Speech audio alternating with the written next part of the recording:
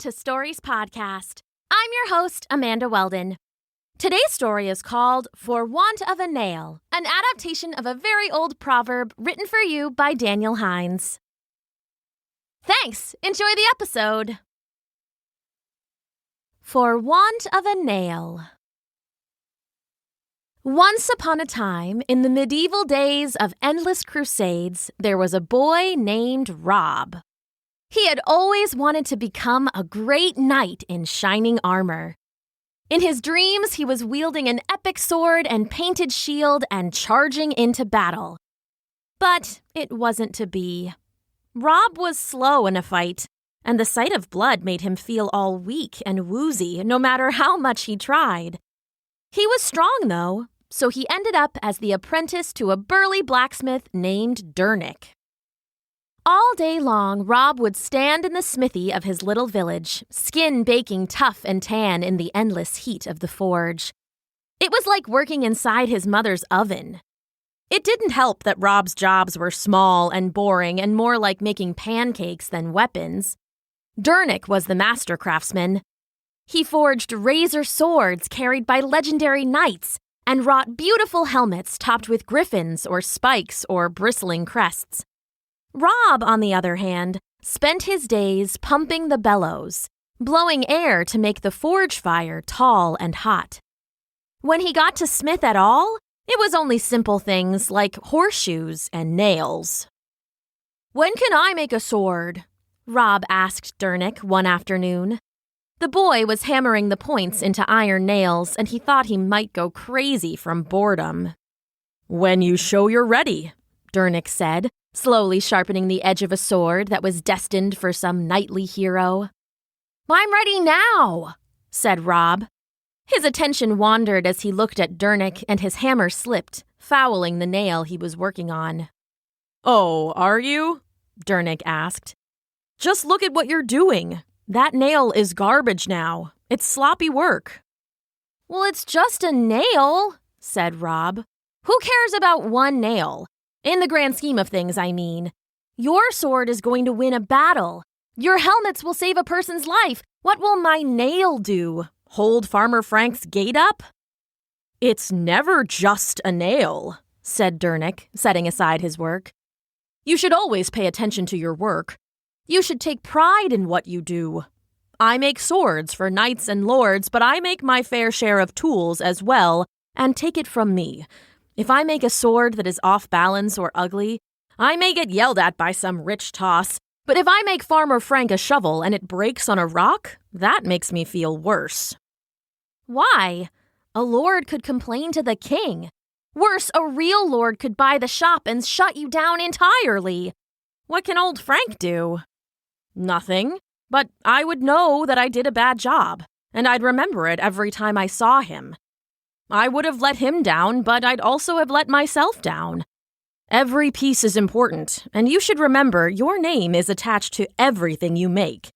So why would you want your name attached to anything but the best?" "Well, I guess," said Rob, rolling his eyes. "But I'm just working on a nail. No one, not even a farmer, would complain about a nail." Dernick shook his head. He could tell he needed a different tact to get through to his young apprentice. "You like knights, right?" he asked. "Of course," said Rob. "They're the ones out there actually doing the fighting. They're the ones winning the battles and coming home with all the glory." "And they couldn't do it without us. They couldn't do it without you." "Oh, yeah, right," said Rob. "They really need these iron nails, I'm sure." "Oh, ye of little faith," said Dernick. "Let me tell you a story." He ushered Rob onto a bench and sat down next to him. "Once upon a time, there were two kingdoms at war. Let's call them the North and the South. It was a bloody crusade, with both sides fielding armies of knights locked in deadly combat. All day long, there was the crushing ring of steel on steel, iron churning frozen mud, and people and horses bellowing under the cold winter sun. At some point, one of the sides gets smart. The South disguises a group of knights as fishermen and sends them down the river past the enemy army. Their orders are to arm up at a nearby town and then ride back upstream, ambushing the North and crushing them between their two forces. Luckily, the Northern commander gets wind of the plan. He has spies in the town and they report back the whole thing. Now all he has to do is alert his army, and then they can turn around and march on the town. Like an iron fist, they can crush the smaller group of knights before they can spring their ambush. So, the commander writes the orders, seals them in an envelope, and gives them to his very best messenger. "My lady," he says, "our fate is in your hands." "I won't let you down, sir," the messenger says. "Ride true and do your duty." The messenger nods and swings onto her horse. With a yah, she sets her mount to running. The horse is named Harrow, and he's the fastest in the kingdom. He's a blur of chestnut fur, and his hooves pound the ground like the roll of a snare drum. Together, horse and rider fly through the countryside. They rush like the wind and flow like a river. They flash like lightning and rumble like thunder. They're so swift it seems that nothing in the world could stop them, and then the horse's shoe starts to come loose. You see, back at the blacksmith, a lazy apprentice hadn't been paying attention. The nail had been too cold when he started working on it. He should have thrown it back into the forge and reheated the iron until it was glowing reddish-orange, but he didn't. Instead, he hammered it cold, and as a result, the nail was brittle and crooked. "Yah!" the messenger calls, spurring the horse onward through the countryside. She knows she has to reach the army with the commander's letter or they'll all be lost. "Faster, Harrow, faster now!" She leans down against the horse's sweating neck, cutting through the chill winter air. They're making good time. It seems they will surely make it to the army before the ambush is set. But then, with a short, sharp ta-ting, the nail breaks in two. The horse continues for another couple steps, and then his horseshoe slips free. For the want of a good nail, the horseshoe is lost. But it doesn't end there. Half on and half off, the shoe starts to twist. As Harrow gallops, it flips around and juts out awkwardly. The horse's weight comes down hard and the poor thing screams, twisting and sprawling and tripping to the ground. And for the want of a shoe, the horse is lost. The rider, the best messenger in the kingdom, she hangs on as best as she can, but when the horse goes down, she has no hope. She tries to leap away, but the fall is too fast and too awkward. Her foot gets caught in Harrow's stirrup and doesn't come free. As the horse tumbles to the ground, the messenger tumbles with him. Her leg is crushed between her mount and the ground, and she feels her knee pop. And for the want of a horse, the rider is lost. Still, she struggles and gets free. She thinks her horse may be injured, but she's made it a good way. She can take the commander's letter and run it to the army herself, but when she stands, her knee seems to scream out with the voice of white-hot pain.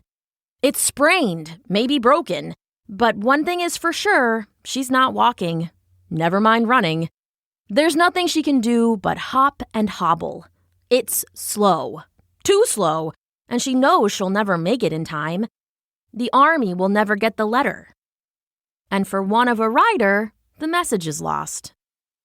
The enemies from the south sneak down the river and come together in town. They take their armor and horses out of the ship's hold and prepare themselves. Suddenly, what appeared to be a mob of innocent fishermen is a platoon of armed and armored knights, gleaming in their plate mail, swords flashing cold in the winter sun. In the chill light of dawn, they ride back up the river just as the battle starts anew. Undetected, their ambush works. Like a plow of silvery steel, they smash into the Northern army and drive a furrow into their ranks. The North is confused, foes all around them, and they are soon swallowed by the roaring tide. Every last Northern knight is forced to surrender and is taken prisoner. And for want of a message, the battle is lost. With the victory, the South gathers their strength and marches on the Northern castle.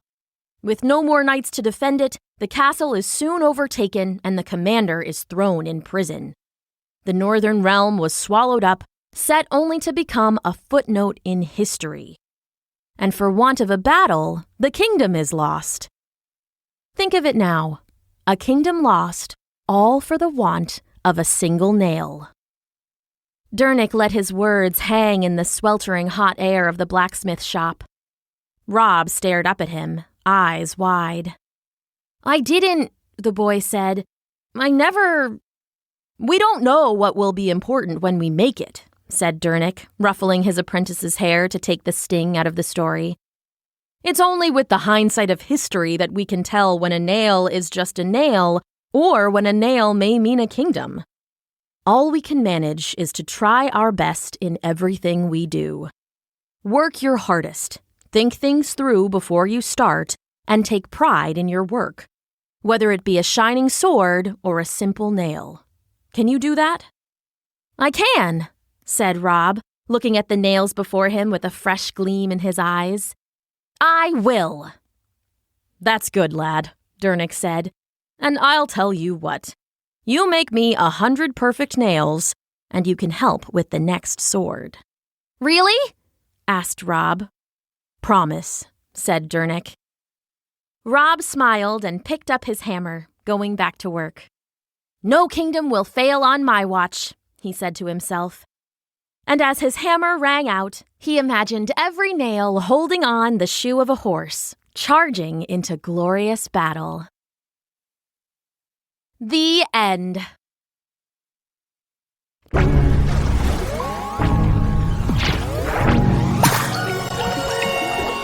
Thanks for listening.